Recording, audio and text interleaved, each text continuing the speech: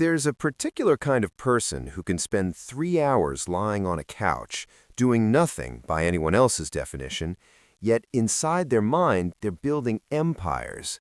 They're redesigning their life. They're imagining a version of themselves that operates at a completely different level.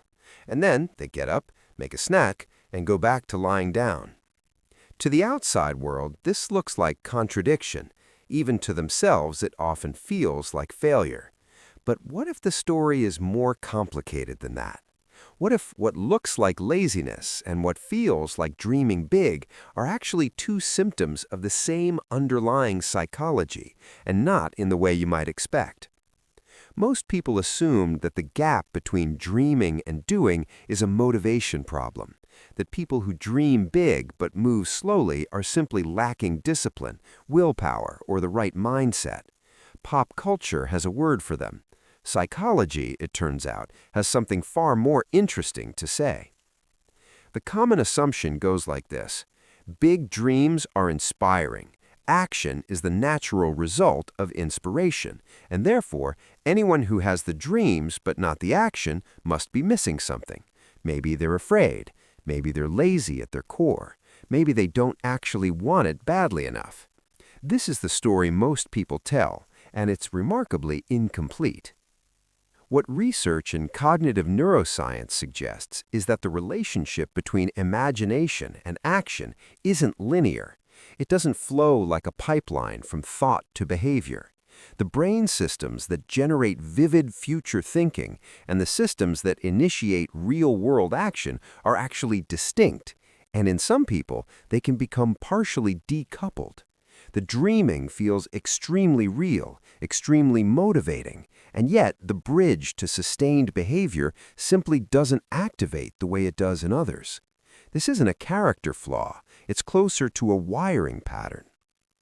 The prefrontal cortex, which handles planning, long-term thinking, and the organization of future-oriented behavior, is also the region most sensitive to perceived overwhelm. When a goal feels vast, which it always does when someone genuinely dreams big, the prefrontal cortex can essentially freeze, not from weakness, but from a kind of overload. The bigger the vision, the more the brain struggles to find a clear first step, and the more it defaults to inaction as a protective response. What looks like someone not caring enough is often someone caring so much that their own brain has stalled.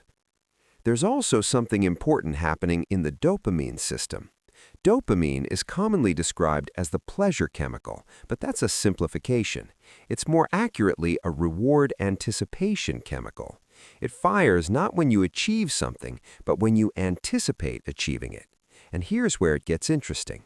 For people who dream vividly and in detail, the act of imagining the future itself can trigger a meaningful dopamine response. The brain, in some sense, partially experiences the reward of the achievement before any action has been taken.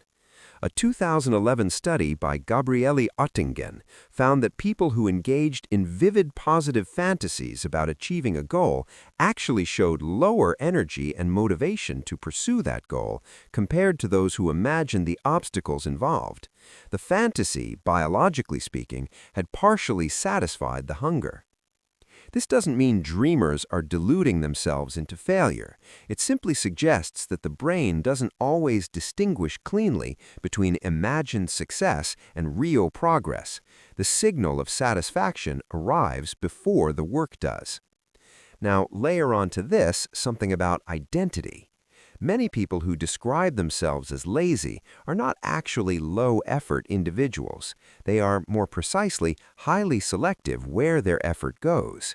They can spend extraordinary amounts of energy on things that feel meaningful to them: a conversation, a creative project, a problem that genuinely interests them, and almost zero energy on things that don't align with how they see themselves.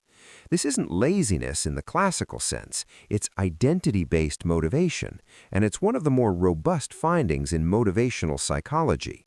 When behavior aligns with identity, it requires less conscious effort. When it doesn't, even simple tasks feel crushing. The interesting implication here is that for someone who dreams big, the small administrative steps required to actually reach that dream, the emails, the routines, the repetition, the mundane middle, often feel profoundly disconnected from who they believe themselves to be, not because they're avoiding the work, but because those tasks don't carry the same sense of self.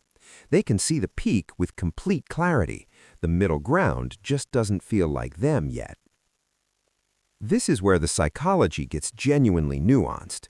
There's a difference between someone who dreams big and avoids action because they're protecting themselves from potential failure, which is its own pattern rooted in fear of disconfirming a hopeful self-image, and someone who dreams big and feels inert because their brain has not yet built the scaffolding to translate a large vision into executable, identity-consistent steps. Both look identical from the outside. They feel almost identical from the inside, but they're different psychological structures with different underlying dynamics. What often goes unnoticed is that this particular combination, vivid imagination paired with high inertia, tends to appear in people with unusually strong default mode network activity. The default mode network is the brain's internal narrative system. It's active when you're not focused on the outside world, when you're daydreaming, reflecting, imagining. Research in the last 2 decades has consistently found that people with high default mode network engagement tend to be more creative, more empathetic, and more capable of complex future thinking. They're also, by many measures, harder to motivate through conventional external pressure. Their inner world is simply too vivid and too rewarding to abandon easily.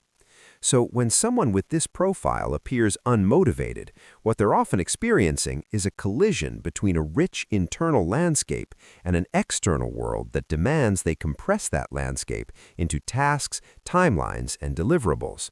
The friction isn't laziness, it's a mismatch. There's something almost counterintuitive here worth sitting with.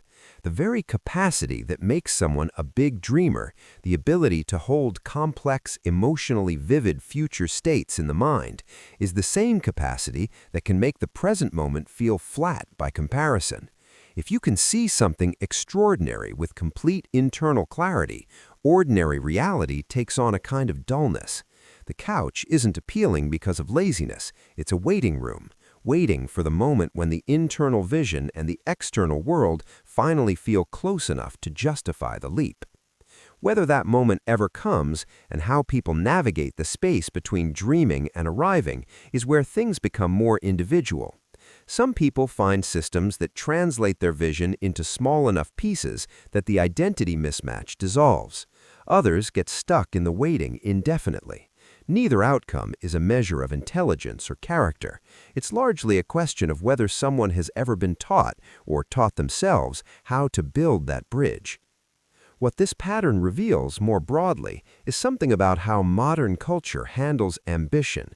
We've created a world that idolizes both the dream and the hustle simultaneously, while providing almost no language for the uncomfortable, ambiguous space between them. People who live in that space don't lack vision, they don't lack desire. They often lack a structure that honors the complexity of how their minds actually work. If you've ever felt like you contain more than you've managed to express, like your potential is larger than your output, that experience isn't evidence of a deficiency. It might simply be evidence of a mind that runs ahead of the systems it currently has available to support it. Dreams aren't the obstacle. They never were. The question is always what you build around them. If this connected with something in you, you might find it equally interesting to explore the psychology of people who overthink before they act. It covers some of the same territory from a different angle, and it might help you understand your own hesitation in a way that actually shifts something.